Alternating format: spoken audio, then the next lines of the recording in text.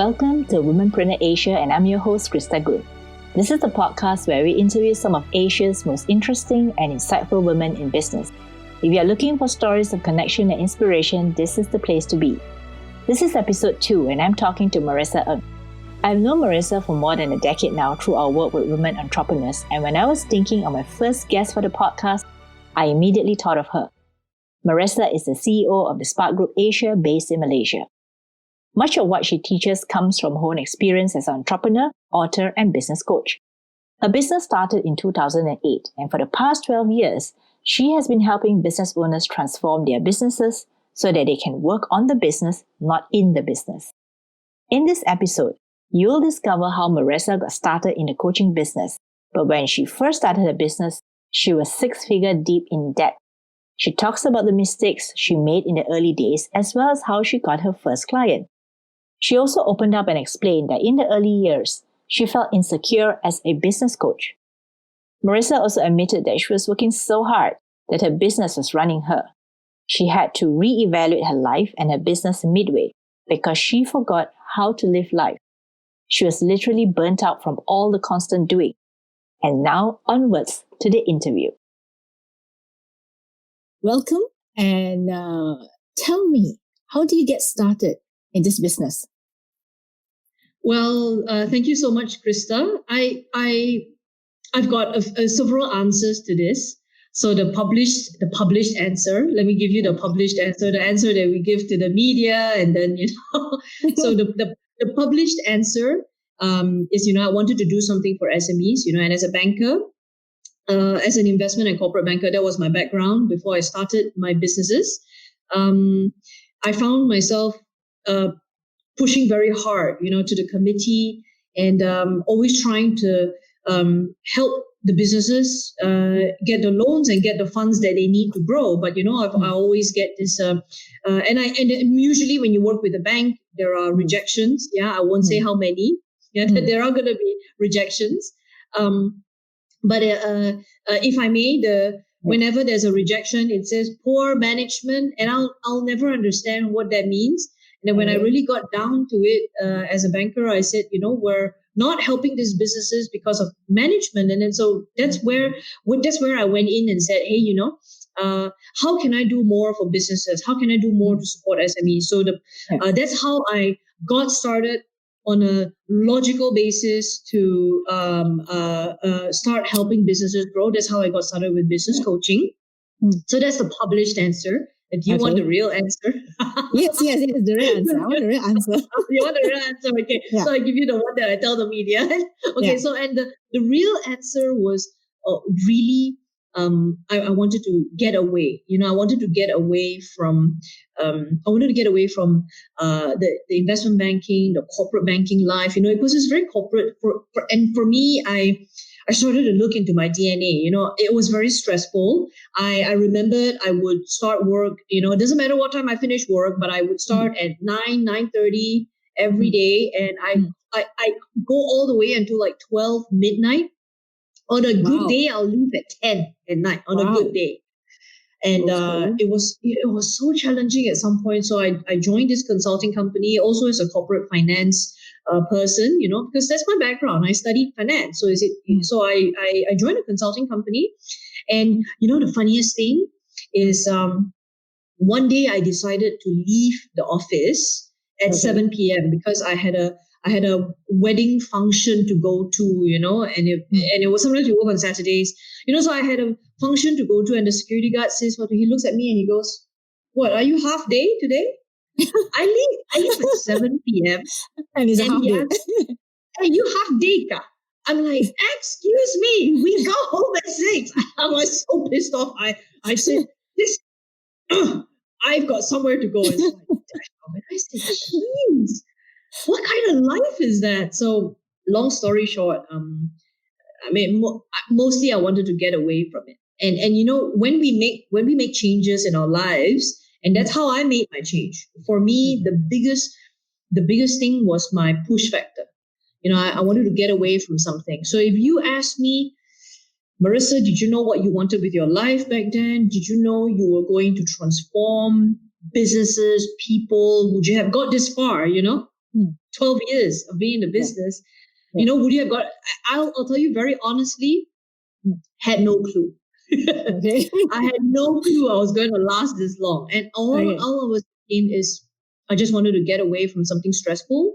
And one of the things that blew me away was when I was having a meeting with one of our investment bankers, head of department, amazing guy. But we were in a meeting with him and it scared the daylights out of me, but he was checking his blood pressure. Huh? Really? While we were having this, so I was thinking, what's he doing? Oh my God, he's... And so I was like, so you know how, when the people that we work for, we want to somehow model them, right? We want to be, I want to be like my boss. I want to be like my HOD. I want to be like, because I'm going to, if 10 years down the road, I'm going to end up like him or I'm going to end up like her, right? Yeah. But when I looked at them, do you want to be checking your blood pressure? I didn't want to have that. No, of course, there were reasons, maybe he needed to check, was his medication, for whatever reason. But I didn't ask him. Yeah. But that just scared the daylights out of me. And so for me, what got me going was just getting away from something. But I knew I had a knack for building businesses. And at that time, I had 2 or 3 friends. Okay, so I still remember 3 friends asking me. So at that time, I wasn't getting a fee for coaching. So there were 3 of them. One was a gym, still here today. One was an advertising company, still here today. The other was an F&B. So they've switched to a different type of business. So these 3 businesses, friends, came to me and said, "Hey, Maresa, we want to set up these businesses, but we know very little about business, very little about financial. Can you help us?" And I found myself helping them on the weekends and having a really good time. So I was looking forward to the weekend doing what I consider a hobby more than the actual work Monday to Friday. So I said, when is Saturday coming? When's Saturday coming? I was so excited. And I don't even get paid to do it. I just have so much fun doing it. Yeah. That's one of the things that really pushed me to say, how could I do this? How can I grow a business that does not feel like work? I enjoy every bit of it. So that's what kind of drove me. All very short term. I didn't know how long I would last. I didn't know where I was going with it, but I knew I needed to get out. So yeah. Wow. That's what I started. So these 3 businesses that asked you to help them was the start of what you're doing now. Oh yeah. I mean, it's the start. I mean, it from the light bulbs that were going on in their eyes. It's just going, wow, thank you. And then I made the numbers make sense. This is how much of sales you need. These are the kinds of customers. This is how you price. We looked at all those nitty-gritty and they just went, I knew I fell in love with those light bulbs. I just love seeing that. So are you a data person?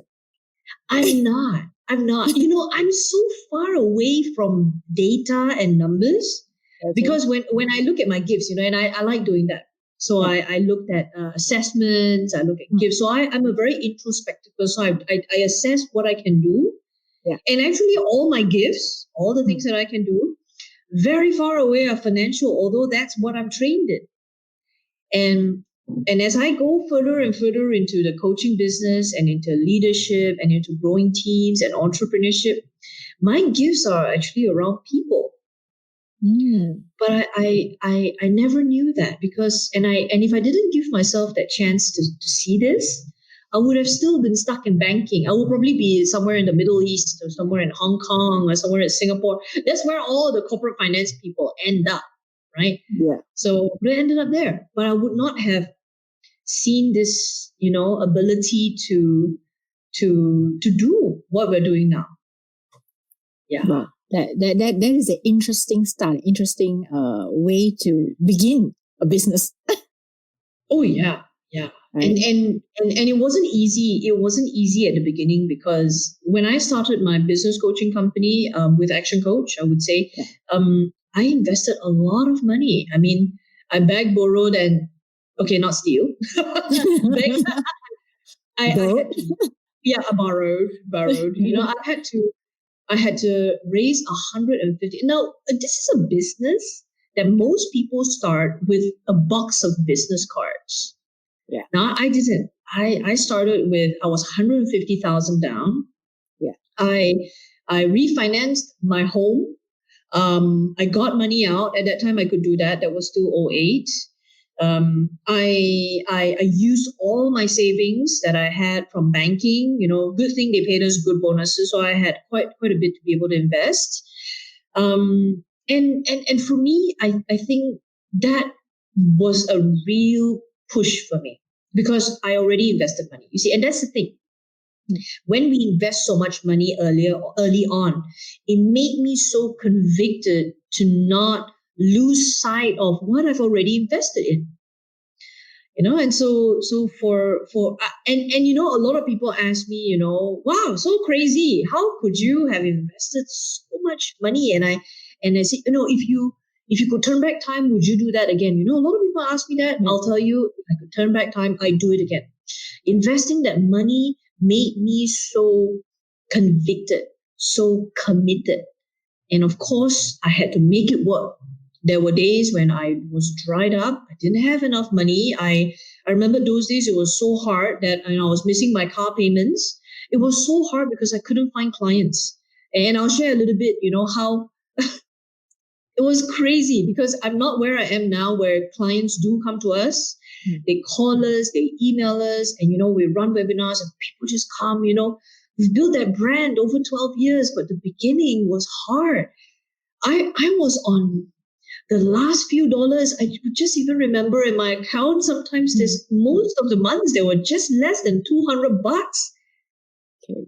And I think this is important for people to know, because when people start businesses, they think that they're going to immediately get the clients, immediately get the revenue, immediately get the sales, right?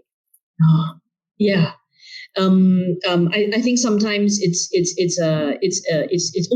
overrated. And for me, the challenge of starting a business, I'm so glad I did that very early. I'm blessed that I started that in a very young age, so I had a lot of energy.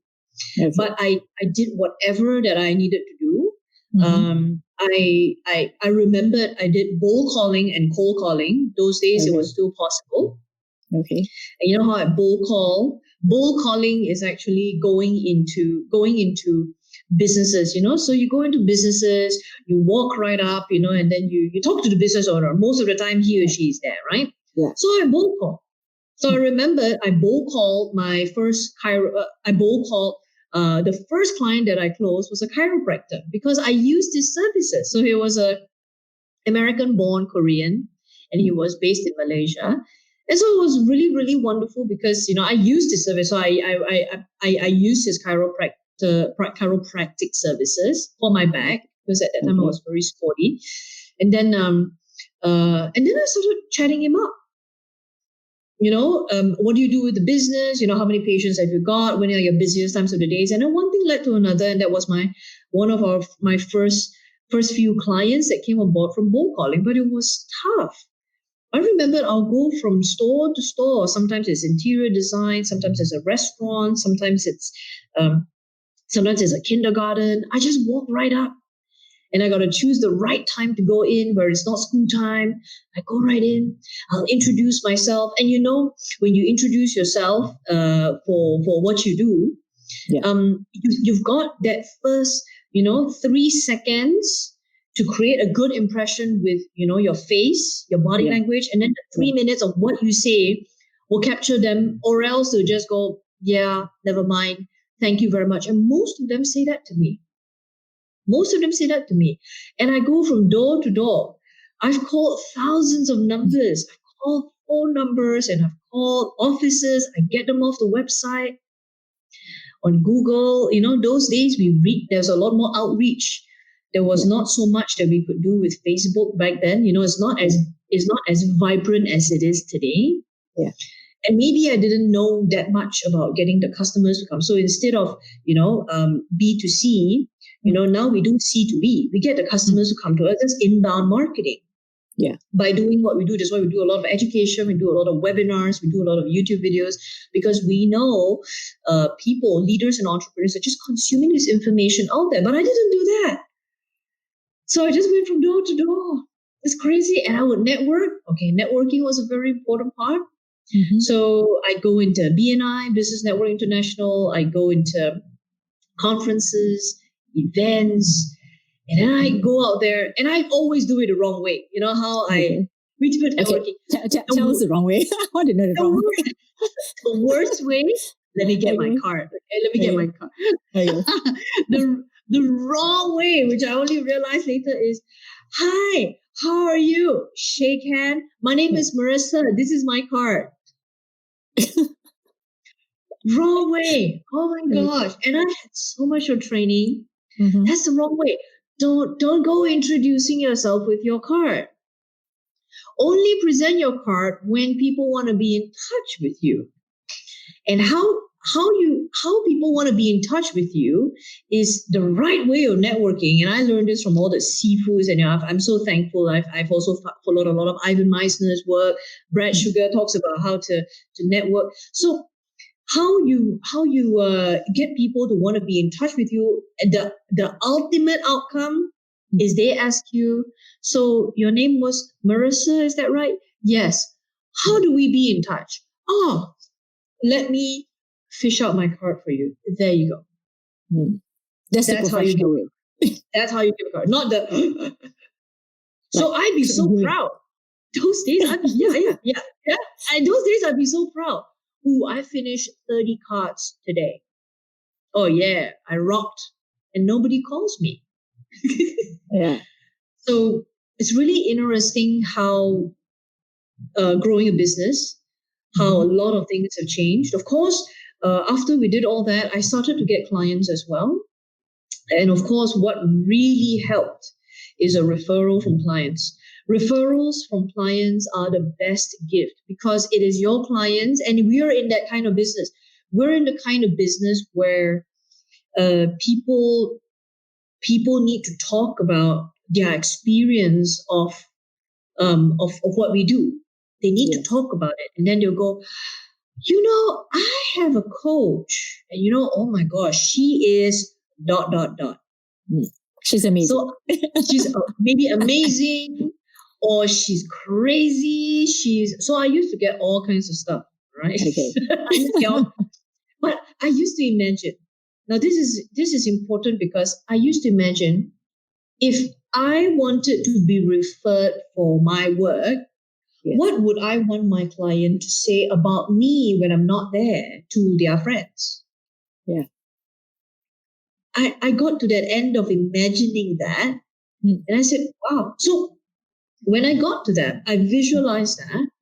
Actually, a lot of clients were referring me. At the time, I was coaching for myself. I didn't really have a team.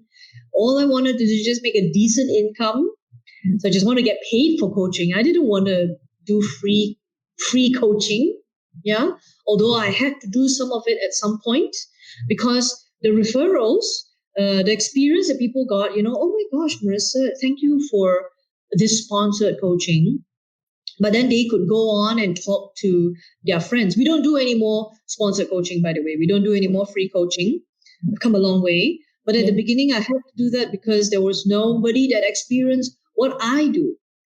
And it was important because as much as I stood on the shoulders of Action Coach as an amazing international brand, but I still needed to build my own brand. Yeah. So that was very, very important because when I came back here, I thought, okay, I'm good and set. Let me just get out there. And then I realized that actually, although Action Coach is a pretty solid brand, at that time we had about 30 coaches, 35 coaches at that time, I think 2008. We had coaches in North, we had coaches in the South, we had coaches in East Malaysia. So it was pretty awesome. So the brand was pretty amazing, but I still needed to build my own brand. And I was dealing with a lot of my own insecurities in the earlier years of running my business. So many insecurities. So I needed to not listen to all that. And I needed to put all my activities to the ground. Do. Don't let all this inner stuff get in the way. So I had to get out there. Yeah. Okay. Since you're talking about inner stuff, I want to know some of the inner stuff. What are some of the things that you did to kind of still the voices of insecurity? Since you were talking about that. Yeah. No. And thank you very much. Because you see, one thing I truly believe, Krista, is the challenges that we mostly face in life, in business, and leadership, in anything. The challenges that we mostly face are all in here. Most of the challenges, most of the problems that we have manifest from inside our heads as an inner voice. And because it is the way we look, it is the way it is the way we digest what is happening around us. That's called a belief system. All right. Because that's how we digest what's going on, it only becomes a self-fulfilling prophecy if I look at things that way. So, for example, if I look at people, if I look at people as, not trustworthy, not trustworthy, I'm gonna have more of that in my own head. True. You only read what you believe. Yeah. So it was very important that for me to share with you some of the earlier problems that I had were not what's going on outside. It's all going on. That's right. That's right. Whether people wanted to pay me for coaching. Okay. Oh, in my mind, this is quite a lot of money, $2,000 a month. It's all going on in my own head.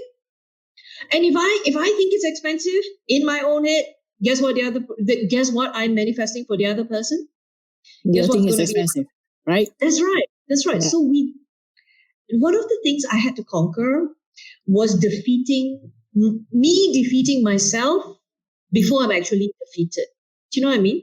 Yeah. So that inner voice. So some of the inner voices, let me share with you. One of the inner voices that hit me so hard was, and that's why we have to be very careful. If you're an influencer, you're somebody of an authority, be careful what you tell people. So one of the people that I looked up to, I won't mention names, but she said, Maresa, you seem like a pretty young person to be a coach. Guess where that stuck on? It latched onto my head, and I went, yeah, really? And because at the time I'm new, I'm so green, so I had to deal with that. And so it stuck on. And then, you think I'm young? So then I started looking at all my clients, those that were coming along, they were in their 40s and their 50s. And if they don't buy, they don't sign on my dotted line, I'll just go, maybe they think I'm too young. Oh, excuses. Inner voice. Head trash. And when I questioned myself, Maresa, did they actually say that to you? No. So I said, then where did that come from? Where did that come from? Right? So we get into the habit of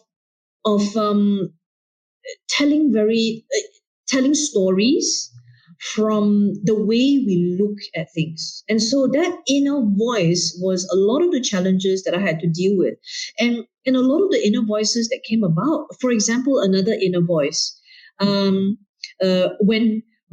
I finished my first meeting and people didn't want to pay for coaching, is there a way that you can do some free coaching for us, for about a month, 2 months, and then we'll see if it's worth it, we'll pay you. And for the longest time when I started, that's not okay, but I guess, okay, sure, why not?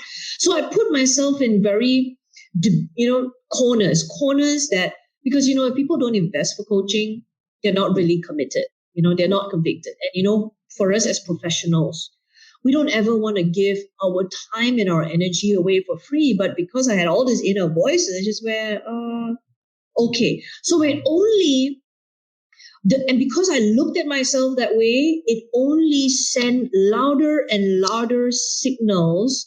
Everything that happened only supported the negative beliefs and the inner voices that I was having.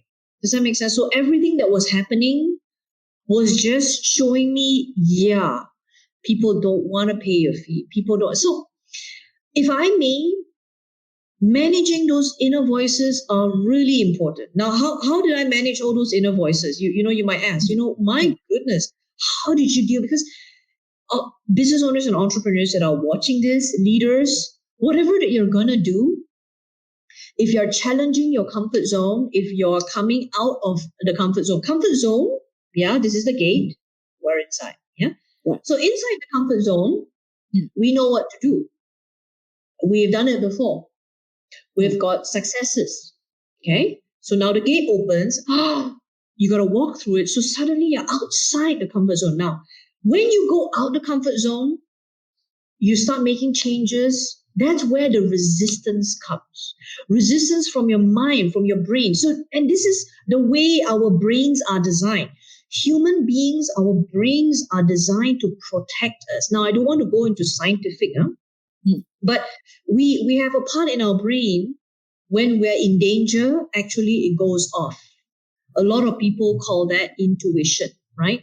But back in those days, caveman age, human beings are under danger. There are animals everywhere and we have to protect ourselves. Actually, there's a part in our brain that says alert, alert, alert, do something. So our brains, but because we don't have that same danger, we have a different kind of danger now. So the brain is forced to start looking for ways. So it's got this inner voice that keeps protecting you. Something wrong with that client? Hey, don't want to pay your fee? Be careful, Maresa. Watch out. So yeah, it's like a signal. It's like a signal, right? Yeah. So it is just how it works.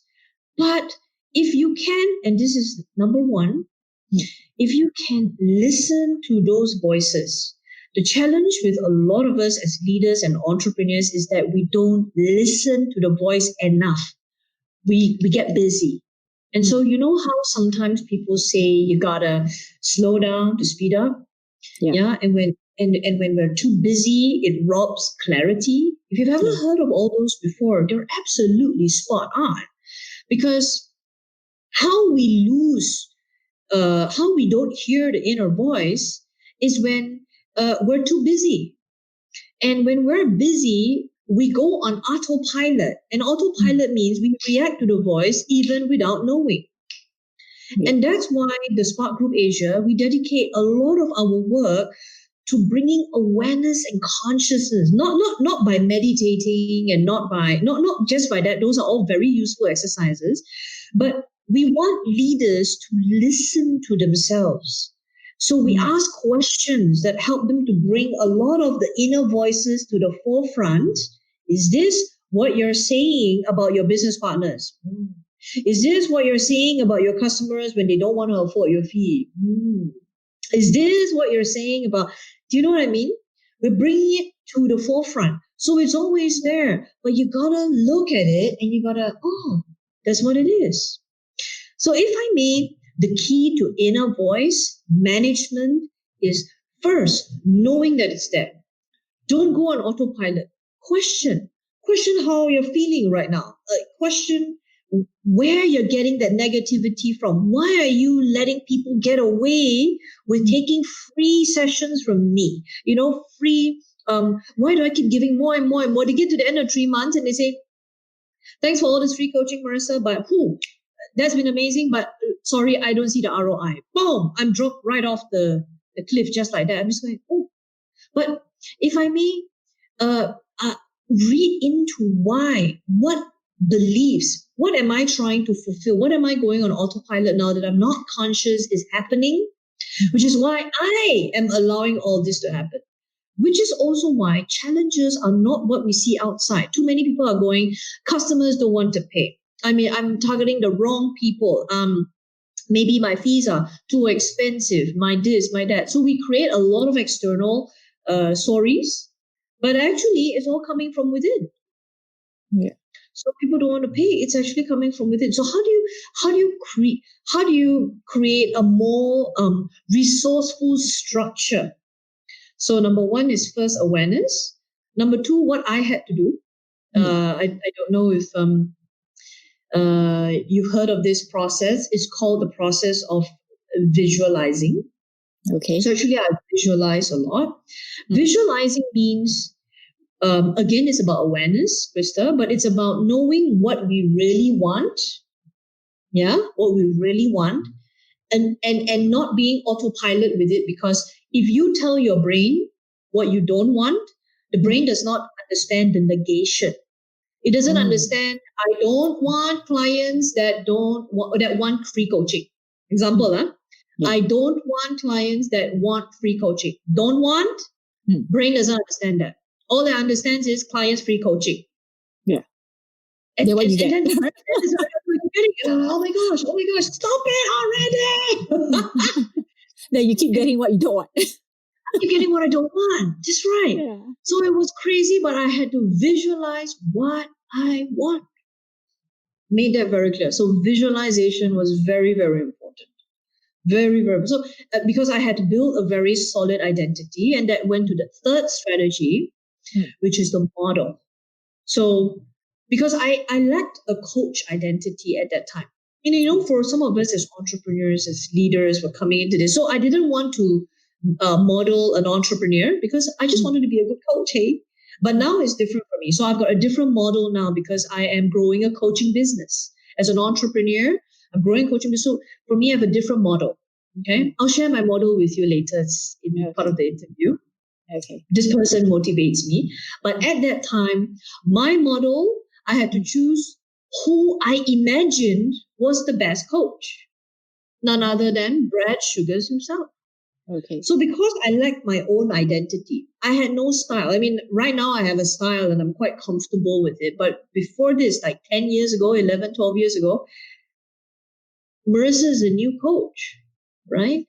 So how did I do that? Maresa was still stuck on being a banker. Had the still there, right? The banker right. you. You're right. The banker me, but the banker me is not going to be able to coach, right? Yeah. So I needed an identity, and because I didn't have one, I assumed one. And that's what I share with people as well, assuming an identity, right until you start developing your own styles. Yeah. So I assumed Brad's identity, Brad Sugar.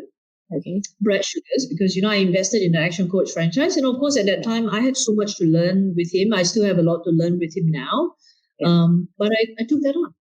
So this was some of the things that I had to do to be able to shake those inner voices, to be able to move on, take the next step. Okay. So then I want to ask you right now. So now that you have modeled Brad in the past, or for your coaching business, now who do you model for the future? Or for currently what you're going to do and for the future? Well, I've got several models. Okay. But one person that really inspires me a lot is Oprah Winfrey. Is Oprah. Yay! I love her too. Yeah. Oh my gosh. I used to be like this high, like literally this high. And my mother and me, we watch Oprah. And we love the people that she bring on, and we love the part where she says, "Look under your chair. We got something for you." Everybody just screams, "Ah!" So, and I love that. I love the story. The surprise. Story. Yeah. No, but and her hardship. Yeah. I mean, I don't think that's made up. That's made up. The stories that she writes in her books, when she talks, there's so much of emotion and conviction, how she wants to help so many people, the difficulties that the American people have, but it's not just even in America, but it's some of her trust and her foundations helping all these very difficult nations. Yeah, and she does most of that. I think it's also her heart. I think she's very genuine and she's very warm, and she does a lot of things even until now, even after all those years of TV shows. She still does what she does. Yeah. She and what I love about her is that she's consistent. From the days, I was very, very young till now. Yeah. Her interviews all sound the same. Her passion sounds the same. She's still at it with her big, big, big heart. giving to people in all the ways that she can. So for me, she's my role model now. So I always try to remind myself of all that abundance. Mm-hmm. And sometimes in business, it's hard for us. We want to be abundant, but at the same time, we don't want to be taken advantage of, right? Yeah. And we also want to help people, right? We also want to help people, but at the same time, we also want to sustain our lives and our businesses and what we do. Yes, that's right. Because I think, somebody asked me this, material is important, and if material is not important, then be a monk, but it is still important. But how do you create that balance? And Oprah has been through such challenges in her life. I'd imagine she'd have a lot of values that are scarce, but she still finds it in her life to give so much. That is really inspirational. Okay. So yes. So now you've changed from Brad Sugars to Oprah Winfrey. Yeah. Let's move things along to a little bit up close and personal for you, right? Okay. So I'm going to talk about something that all of us as entrepreneurs, we always try to juggle, which is time. We kind of like, we want to do so many things, right? But we have a lack of time. So let's just say in the last couple of years, have you become better at saying no to certain things so that you can retain time for yourself? Or how have you managed this concept of time as an entrepreneur? This is a very, very good question. It's a really good question because time is a concept. Yeah. It's a concept. And how I treat time and how you treat time can be very different. And time, it's 5 p.m. in Malaysia, but in other parts of the world, it's another time. Yeah. So time is a concept. And for me, my beliefs about time has also changed. So a few key things, and you've nailed it, and a few key things that are important is, number one, some of the changes for me is now I'm able to understand more of what keeps my energy. So because you see, I identify with, and I never looked at it this way before. In the past, I'd always say, I'm in the business coaching business. So I sell strategy, I sell services, I sell ideas, I sell insights, whatever I think I sell at that time, okay?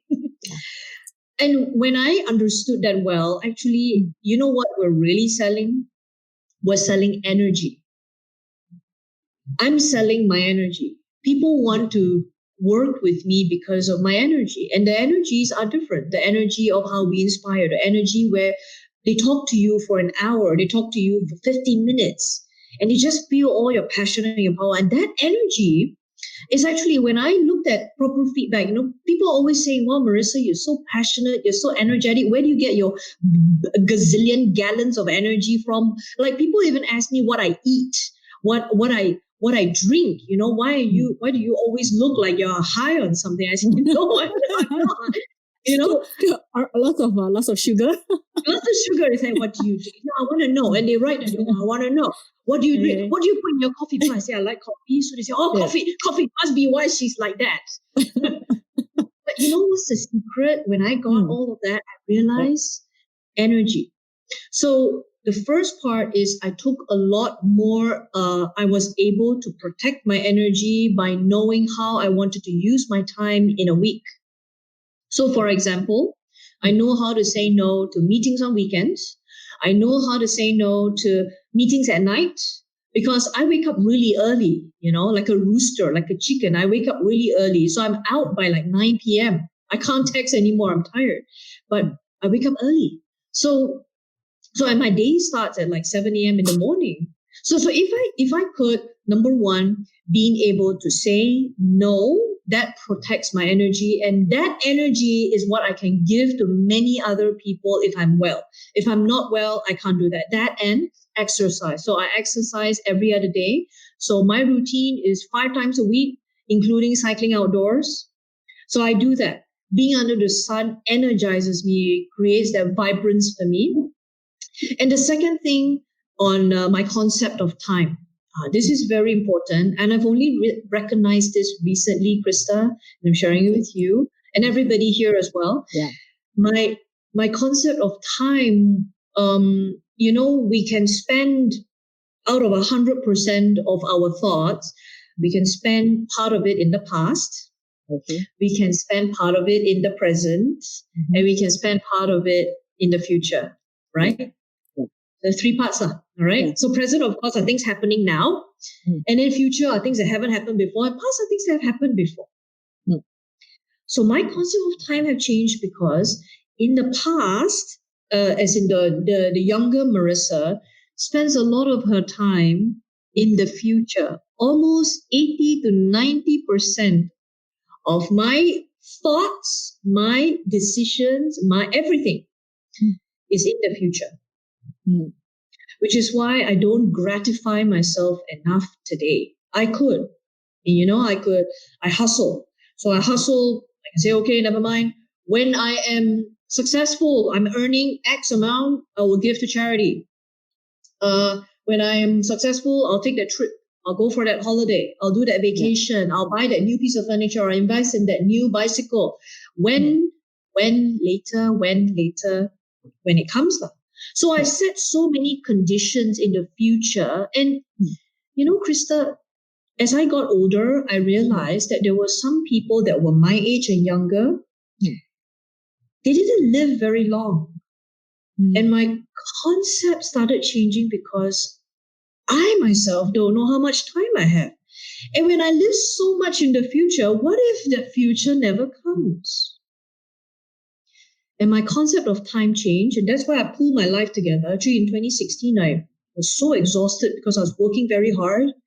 And I set all these conditions for myself. I even told myself, I'll make this amount of money and I'll take my mom for a cruise.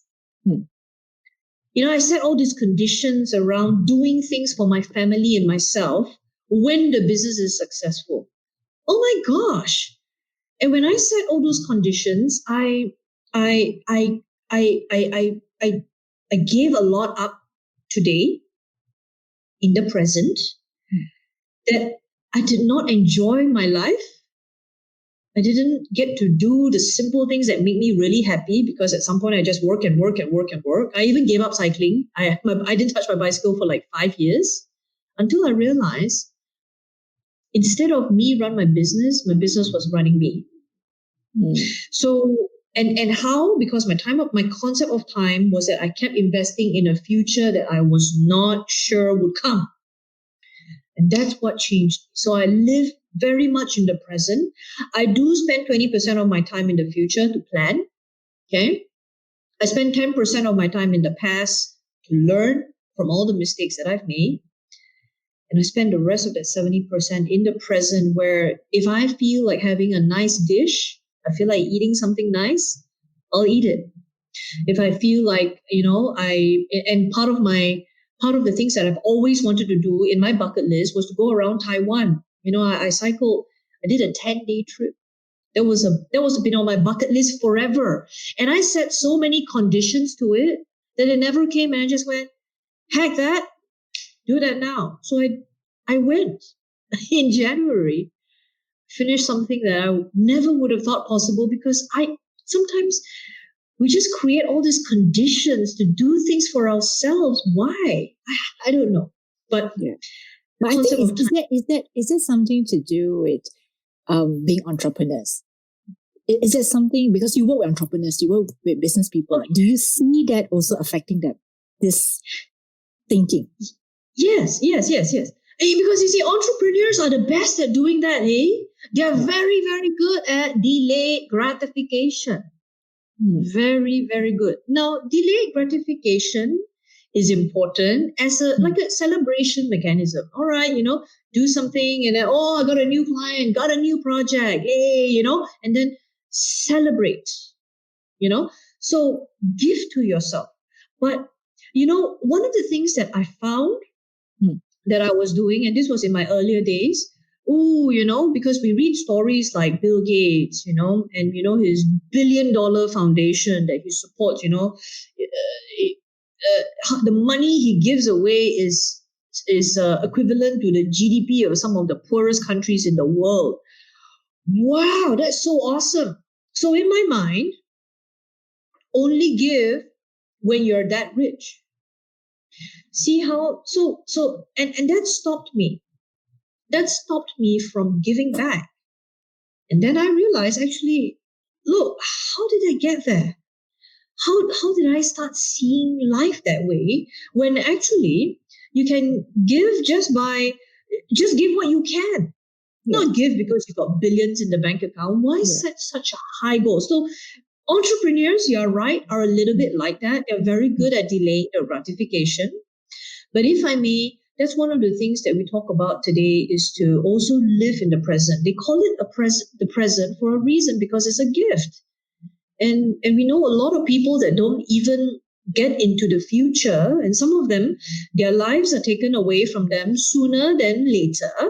And we all don't know how much time we have left. That's why living in the present is very important. And we delay so much of our gratification today, and we don't live life happily. That can also affect even how much we can walk into the future. And do things that are bigger than us, and grow into that future. So for me, I found that I'm running on so much empty. I was running on so much empty that I needed to make sure that my present was good. And so the minute I realized that, I bought myself a new bicycle. This bicycle has done thousands of miles with me. It's right here. I love. Which one were you to Taiwan? The one that I took immediately in Taiwan, it clocked in about 1,000 over kilometers. And even before that, I rode to Sakinchan. I rode to Morib. I rode to Morib. Yeah, I remember that. My wish is I ride in Europe one day. Okay, that's a good how should I say, a good thing to do, because I think a lot of entrepreneurs kind of forget their passions, their hobbies, as they get so engrossed in their business, especially when the business is good, right? We get carried away. Yeah, like so many things that we could do, and so we keep on planning and doing. So this brings me to one question I wanted to ask you. What is your definition of success? I mean, looking back at your 12 years, right? I mean, you started back in 2008, and then all the way until now. 12 years is a long time. And most businesses don't even go beyond 3 years, as we all know. Yeah. So so you've overcome huge milestones and to be where you are today. So is there a definition in your own words about what it means to be successful? That's an amazing question. I mean, I share the younger version. So I share my definition of success in my younger days. I would share with you in the younger days is, how much money you're making, your credit card limit, the cars you drive, the houses, and the community that I belong to. The coaches make so much of money, because I go for all these coach conferences, and so I belong to this community where wealth is very important, wealth accumulation, wealth generation. So we stand up in a room and we talk about how many properties we've got, and we've got coaches that are buying a property every quarter, 4 properties every year, cash. They don't even borrow money, and you're like, whoa.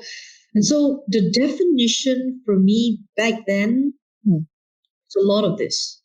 Was a lot of, striving for a nice car, striving for a nice house in a good location, good address, most expensive watches, And so back then, those were my measures of success.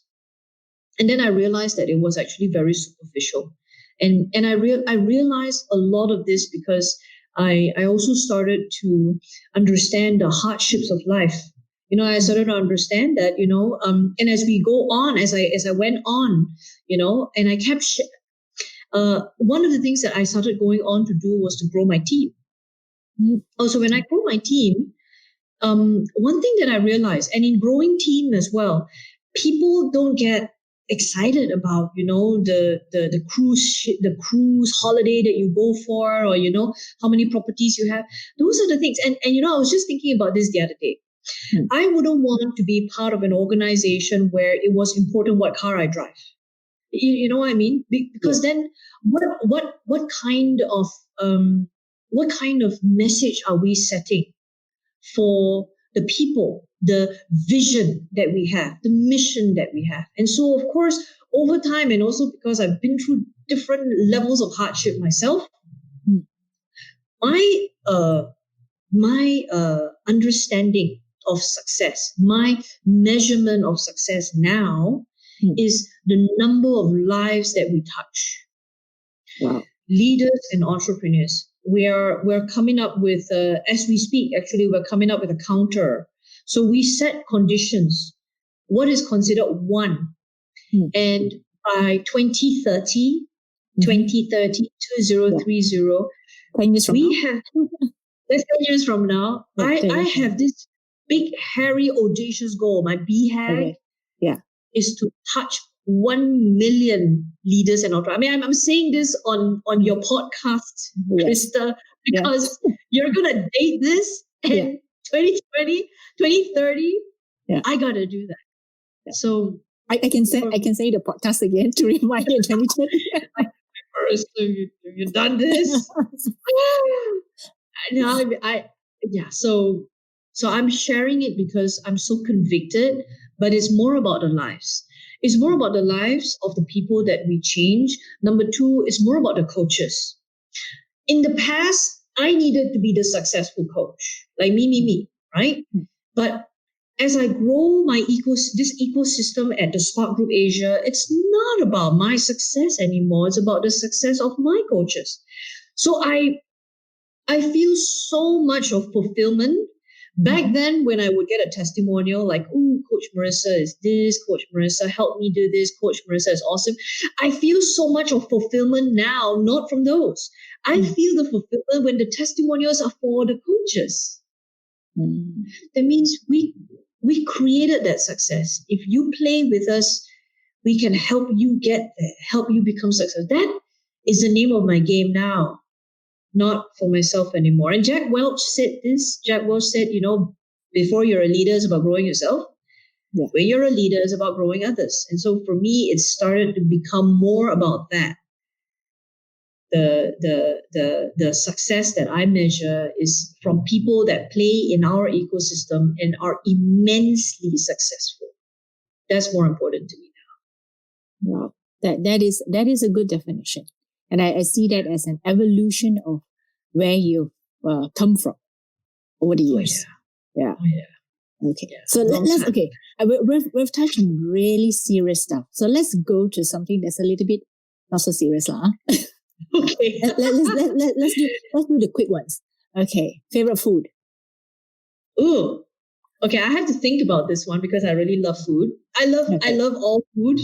Yeah. But if you give me a good burger, love it. Yeah. Good burger. Specifically from where? Any burger? I really love KGB burgers. The really big ones, and they come and they're sloppy. Sloppy. Okay. Is that only available in KL? Is that? I think they have KGB in Penang. But I love a good burger. But I have to qualify myself. Because when I'm here, I love Western food, so I'll eat a salad. Okay, but when I'm overseas, it doesn't matter whether I'm in Vietnam, an Asian country, or I'm in America, in the States, or I'm in Australia, somewhere Western.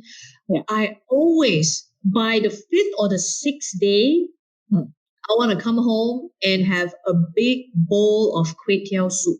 And my favorite, favorite is kway teow theng, and that is the one from Penang. Wow. Okay. So you're definitely Asian at heart.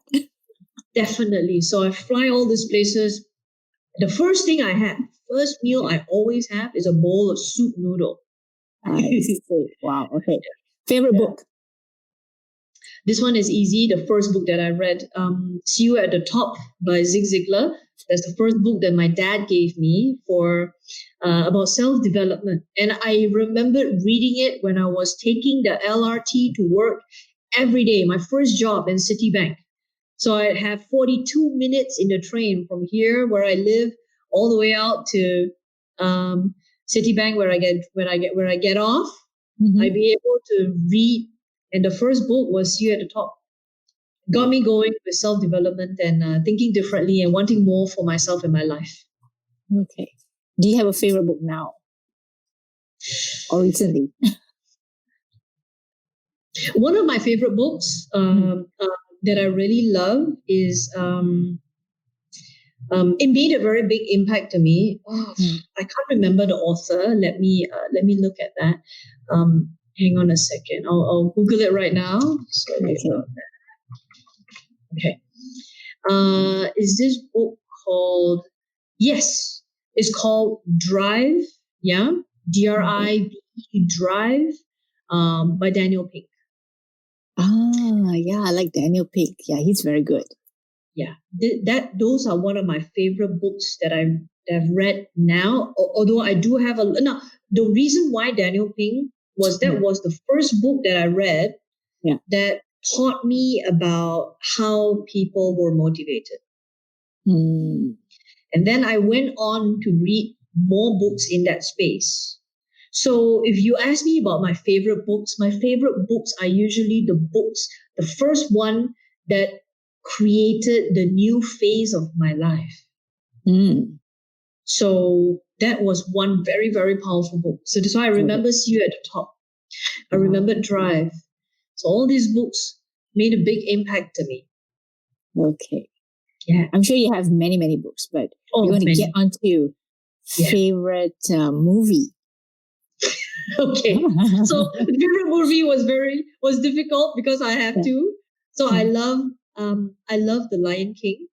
Okay. I know it's a cartoon, but then I went on to watch the theater. I went to the theaters in Singapore and I watched Lion King and then the giraffe and the lions all came out. So I've watched Lion King many times. All right. Okay. So it was two movies. The second one, and it was very, very hard to tell you which one. The second one was Forrest Gump. Oh, I like that too. Yeah, Forrest Gump was amazing. You know why it was my favorite movie? It was the first time we went to the cinema to watch this movie. That was back in 1990 or 1993 or something like that. And you know, the cinemas back then are not nice and pretty. Sorry, I'm just exposing my age, right? So it's peanut shells all over the place, and usually it's dirty. You're sweeping off somebody's snacks from your chair. And it's sticky, right? The seat is sticky, right? It's sticky. You have some stuff stuck to your elbows. But I was so excited because that was the first time I went to the cinema. And that was a series of, because when I went to the cinema, I love watching movies and I watched more and more movies after that. And I love movies so much that my first part-time job was in a cinema. Oh, I didn't know that. Yeah. I went to work for Tanjung Golden Village, TGV, in a mall nearby called One Utama. Okay. And we get paid $3.50 an hour, but I love that job. I will work 16-hour shifts. I'll work other people's shifts. You don't want to work? Give it to me. I go. I'll popcorn. I tear the tickets. I walk around with my flashlight. I love the movie business. Okay. So do you catch many of the movies when you were working? I did. So as much as I could, I sneak in and then I'll come back out. Like sometimes I'm off shift, so I take off my uniform and I'll sit at the back and I'll watch free shows. Wow. Hey, that's actually an interesting perk of working for the cinema. Very naughty. Yeah. You should take that offline. I should tell them, she's one of those, eh? Okay. But we all do silly things when we're young, right? So it's fun. It's adventurous and fun. Okay, favorite local restaurant. Oh, this is a really tough one. Really tough one. I don't have a favorite name. I can name it for you, But I can tell you one thing, I really love going to kopitiams. You know what are kopitiams? Those. So you go in there are many stalls. Yeah. So you can go in there, you can choose, I want to have asam laksa. I can choose, today I want to eat Indian rice. Today I want to have kway teow teng. I want to have popia. You can choose whatever you want. So I love those. We don't find many of those anymore over here. But a lot of them. We have plenty. Yeah, we have lots of these in Penang. It's still very old style. Yeah. KL, not many. So that's why I love going to Penang. Okay. So then one final one. Your favorite compliment. I think I know this, but I think I wanted you to say it too. What's your favorite compliment? Favorite compliment? When people say, love your session, Maresa, learned a lot from it. Many takeaways, mind-blowing. You changed the way I look at my business, the way I look at things. For me, the compliment on the things that they've learned is going to make me go on to cloud 9 for days. Okay, we are coming almost to the end. So I want to ask you, what's one key takeaway that you want our listeners to remember as a result of listening to you speak today? What's that one key thing? This was tough. If I may, this was tough because there are a lot of things, as I shared, the journey of being an entrepreneur and how I started. There's so many things that came together. Yeah. But if I may, there's one key thing. The key thing that I want listeners to take away is we can't choose what happens to us. And in business, things will happen to us, and they're outside of our control. They're outside of our. It's not what we want. Sometimes it's nasty. Sometimes it caught us off guard. There are so many things that can happen to us.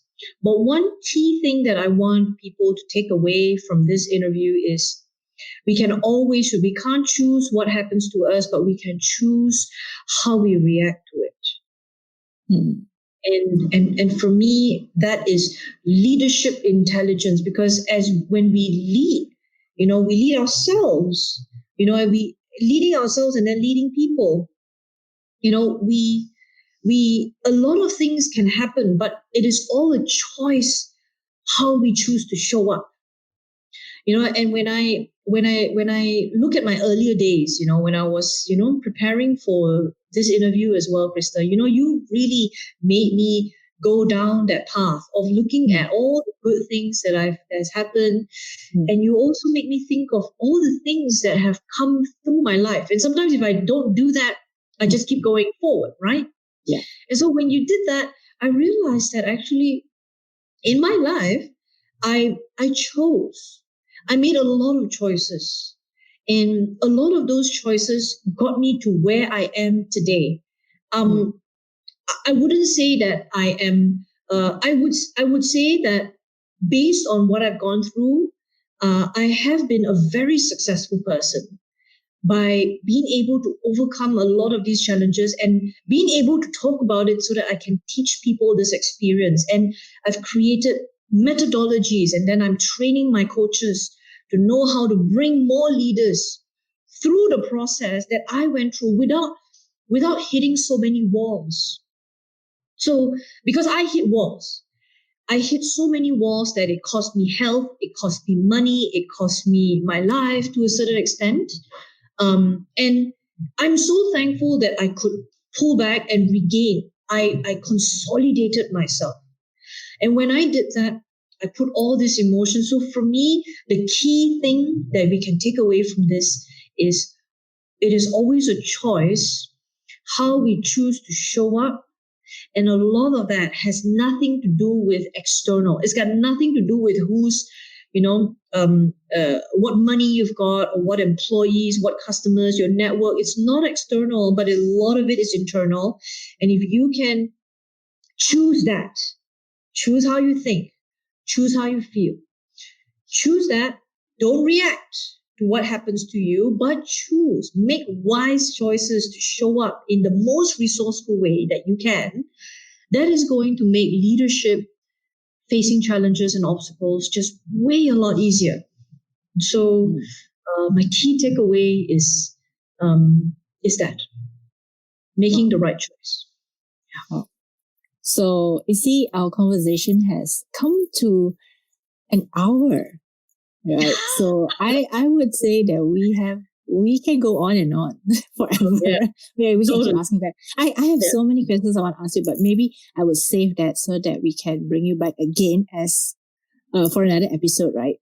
So now the final one is, where can people find you online? Tell us. Yeah, you can check me out on Facebook. Yeah, so you can go to the Spark Group Asia. So this is my t-shirt, the Spark Group Asia. All right. So you can check out our website, the www.thesparkgroup.asia. Check us out on our Facebook page. You can also like my page, Maresa Ng, Maresang. And you can also check me out on YouTube. So I put out lots of videos all the time, teaching people and sharing as much as I can. So those are all the many different ways that you can keep in touch with me. Would love to hear, those of you who are watching this podcast, I would love to hear what your takeaways are. Yeah. Write to me and tell me what your takeaways are. You put me on cloud 9 for a while, for sure. give her more things to think about. Yeah. And well, for me, I'm just thankful that any one of these is going to help you to get further along in building your business or taking the next step. So I just hope that it helps you do that. Yeah. So thank you so much for being our podcast guest. Thank you so much for sharing a lot of the personal stories, which I think most people probably wouldn't have heard of it, because usually when they talk to you, I think you're talking to you as a business professional. Yeah. So that is the reason why I think I wanted this podcast, is because I wanted people to hear a deeper, a more personal, and a more insightful story, so that we all know that we all get started somehow, somewhere, and we all have a journey. And it's not just what you see at the end, or even what you see now. It's what we were before and how we grow, right? So that's why I like Michelle Obama, how she wrote her book called Becoming. The title would Becoming, because it's not arriving at somewhere, it's becoming, because you're always becoming something. You're always transforming and evolving in your journey of life. So thank you so much, Maresa, for a wonderfully interesting interview where we kind of got to dig into you, kind of got to listen to you, the alternative, the other side of you, rather than the other side of it, which I think is good, because people need to hear that kind of story, to either to let themselves know that, hey, there are other people out there. There are other people who are also having probably the same struggles. And if they can overcome that, why not, right? Why not us? Why not me? Yeah, absolutely. And Krista, I would like to say, thank you for having me on your podcast, on this interview, because I think for me, I'm very inspired by the work you're putting together. And I hope, to listen to all the many different podcasts of inspiring people that you will bring onto this show. But more importantly is you're doing such an amazing part for the community, Krista, because many of us are sometimes drawn and taken away. We don't get to see all the in-betweens. We don't get to see, all we get to hear are, okay, this is how I started. It was really tough, but okay, whoop, here I am today. Yeah. So there are no in-betweens. And for many of us that are starting out, and that was something that I feel I was a little bit jaded when I started. I said, it's going to be okay. It's a piece of cake.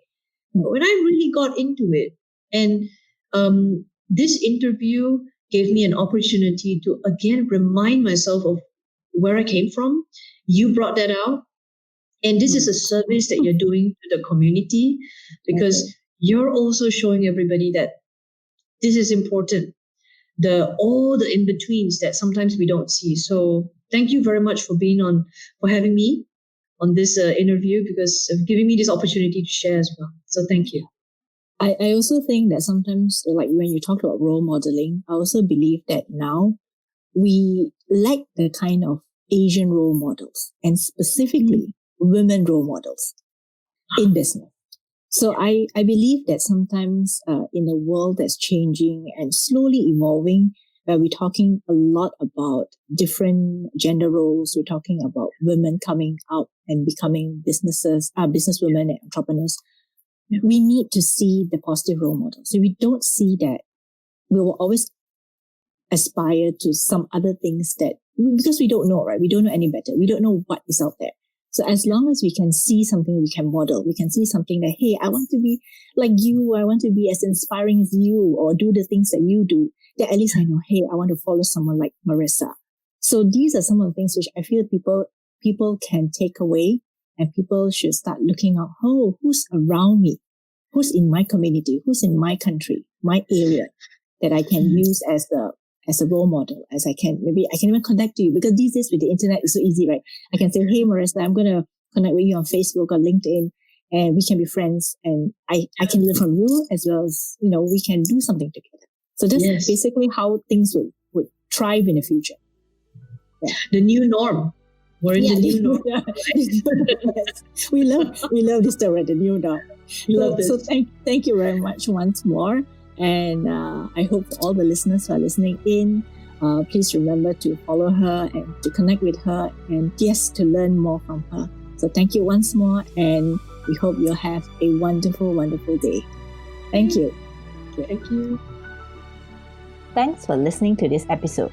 You can find all the links and show notes on our website, womenpreneurasia.com. If you have enjoyed this episode, please subscribe. If you're sharing this on your social media, please use the hashtag WomenpreneurAsia. In next week's episode, I'll be speaking with Nurhani Pakasum, who is the CEO of Zia Incorporated, a Philippine fashion retail company with branches across the Philippines. Zia is based on the bohemian fashion concept, fusing ethnic and contemporary elements into fashion wear and accessories. And I'll see you next week.